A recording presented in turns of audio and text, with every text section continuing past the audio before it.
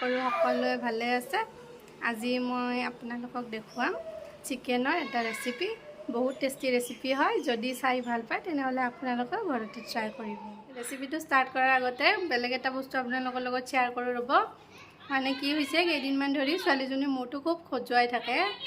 আমাৰ ঘৰত যিহেতু কাৰো ওকণি নাই, তো ভবা নাই ওকণি হ'ব বুলি, কিন্তু যোৱাকালি মূৰটো পিটিকি থাকোঁতে দুটা ওকণি পালোঁ। তাই যিহেতু এতিয়া বহুত সৰু আছে, সেইকাৰণে ভাবিছোঁ মেডিচিন কিবা লগোৱাৰ আগতে ঘৰুৱাভাৱে ওকণিকেইটা নাইকিয়া কৰাৰ কিবা ব্যৱস্থা কৰোঁ। তো সেইকাৰণে মই আজি বনালোঁ এটা ধুনীয়া পেষ্ট, আৰু আপোনালোককো দেখুৱাই থাকোঁ ব'লক। যিকোনো বস্তুতে মেডিচিন ব্যৱহাৰ কৰাৰ আগতে ঘৰুৱাভাৱে বস্তুখিনি নাইকিয়া কৰাৰ আমি উপায়টো চাব লাগে। আৰু ঘৰুৱাভাৱে যিহেতু আমাৰ বহুতো মেডিচিনেল প্লেণ্টছ আছে, সেইবিলাক ব্যৱহাৰ কৰিও ওকণি নাইকিয়া কৰিব পাৰি। সেইকাৰণে মই আজি বনালোঁ এটা একদম সম্পূৰ্ণভাৱে ঘৰুৱা এটা পেষ্ট, আৰু ভাবিছোঁ এইখিনি আজি লগাই দিম। ব'লক তেন্তে ভিডিঅ'টো ষ্টাৰ্ট কৰোঁ। বনাবলৈ মই লৈছোঁ দুখিলা aloe vera gel, fresh aloe vera gel.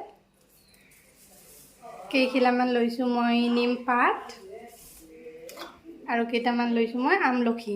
আমলখিকেইটা মই কাটি ধুনীয়াকৈ গুটিকেইটা উলিয়াই লওঁ। আমলখিৰ গুটিকেইটা কাটি উলিয়াই লৈছোঁ, এল'ভেৰা জুচখিনি উলিয়াই লৈছোঁ, আৰু নিমপাতকেইটা মই ভালদৰে ধুই লৈছোঁ। এতিয়া এই আটাইখিনি বস্তু মিক্সাৰ জাৰ এটাত দি পেলাই এটা পেষ্ট বনাই ল'ম, আৰু ইয়াৰ লগতে দি দিম অকণমান পানী।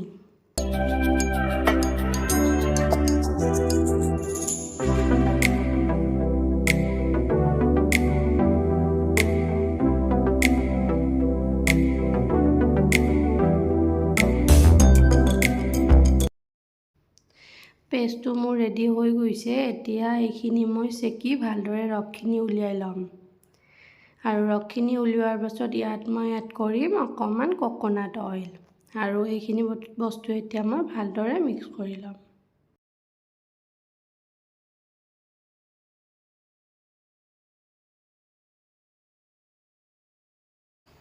এই ৰসখিনি এতিয়া মই ছোৱালীজনীৰ মূৰত চুলিৰ গুৰে গুৰে ভালদৰে লগাই দিম। আপোনালোকে কটনেৰেও লগাব পাৰে, কটনেৰে বেছি সুবিধা হ'ব, ধুনীয়াকৈ লাগিব, কিন্তু মই ইয়াত কটন ব্যৱহাৰ কৰা নাই, হাতেৰে লগাইছোঁ।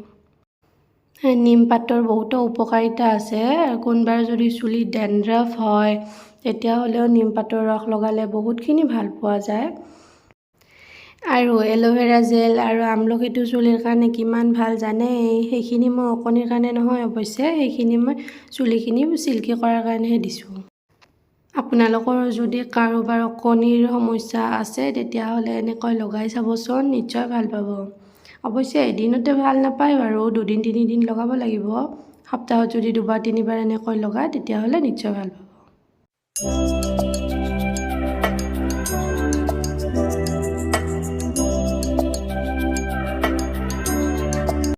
এতিয়া নিমপাতৰ ৰসখিনি মই ছোৱালীজনীৰ মূৰত লগাই দিলোঁ, আৰু সেইখিনি অলপ সময় ৰাখি ধুই পেলাম, আৰু সেইখিনি শুকোৱালৈকে ব'লকচোন বনাম চিকেনৰ ৰেচিপিটো। চিকেনৰ ৰেচিপিটোৰ বাবে ইয়াত মই লৈ লৈছোঁ অলপ চিকেন, আৰু চিকেনখিনি মই ভালদৰে ধুই লৈছোঁ, আৰু ইয়াত মই দি দিছোঁ প্ৰয়োজন অনুসাৰে হালধি গুড়ি আৰু অকণমান নিমখ। আৰু এইফালে কেৰাহী এখন গেছত উঠাই দিছোঁ, আৰু তাত দি দিছোঁ অকণমান তেল। তেলখিনি ভালদৰে গৰম হ'বলৈ দিম। তেলখিনি মোৰ এতিয়া ধুনীয়াকৈ গৰম হৈ গৈছে, আৰু ইয়াত মই চিকেনখিনি অলপ অলপকৈ ভাজি ল'ম।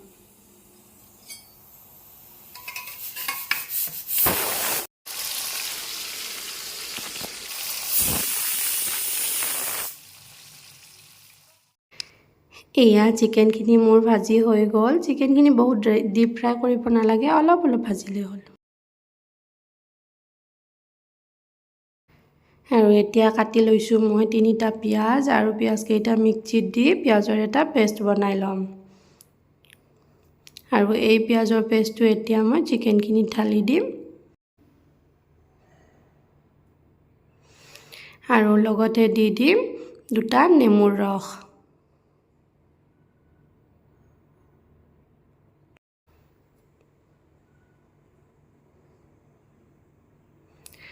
আৰু ইয়াৰ লগতে দি দিছোঁ মই আধা চামুচ আদা নহৰুৰ পেষ্ট, আৰু এইখিনি মই ভালদৰে মিহলাই লৈ ঢাকনি মাৰি অলপ সময়ৰ কাৰণে ৰাখি থ'ম।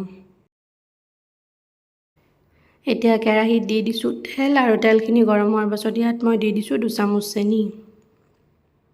আৰু এতিয়া চেনিখিনি মই ভালদৰে গলাই ল'ম যেতিয়ালৈকে একদম তেলখিনি কালাৰ ৰঙচুৱা হৈ নাহে।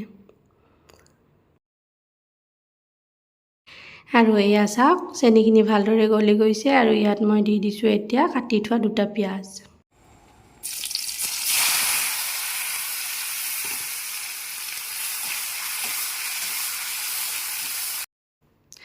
পিঁয়াজখিনি ইয়াত মই ধুনীয়াকৈ ভাজি ল'ম, একদম গল্ডেন ব্ৰাউন হোৱালৈকে ভাজিম।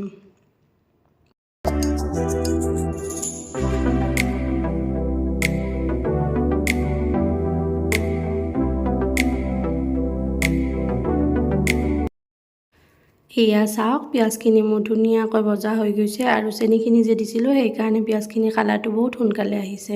আৰু ইয়াত মই এতিয়া দি দিছোঁ সানি থৈ দিয়া চিকেনখিনি আৰু চিকেনখিনি এতিয়া মই ভালদৰে ভাজি ল'ম।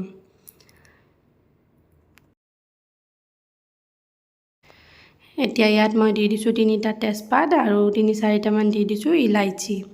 এতিয়া চিকেনখিনি মই ভালদৰে ভাজি ল'ম। চিকেনখিনি খুব ঘনাই লৰাই থাকিব লাগিব, নহ'লে তলত লাগি যাব।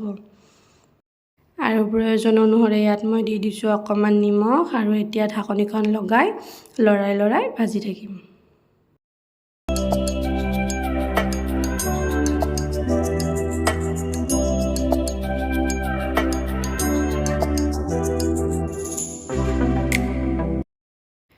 চিকেনখিনি ইয়াত ভালদৰে ফ্ৰাই হৈ গৈছে। ইয়াত মই দি দিছোঁ অলপমান দৈখিনি ভালদৰে ফেটি লৈহে ইয়াত দি দিব আৰু দি দিছোঁ অকণমান টমেটো কেটচাপ। এতিয়া এই আটাইখিনি বস্তু মিক্স কৰি আকৌ অকণমান সময় ভাজিব লাগিব।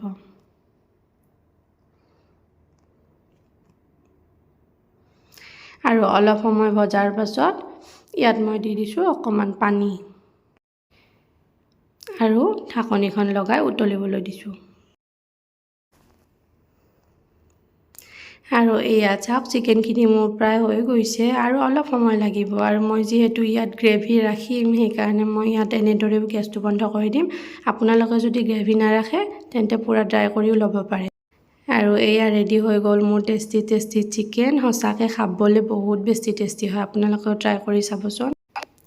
ভিডিঅ'টো চোৱাৰ বাবে বহুত ধন্যবাদ। আৰু যদিহে ভিডিঅ'টো চাই ভাল পাইছে তেন্তে লাইক আৰু শ্বেয়াৰ কৰি দিব আৰু মোৰ চেনেলটো ছাবস্ক্ৰাইব কৰি দিব। আজিলৈ আহোঁ তেন্তে পুনৰ লগ পাম এটা নতুন ভিডিঅ'ৰ সৈতে। Bye bye.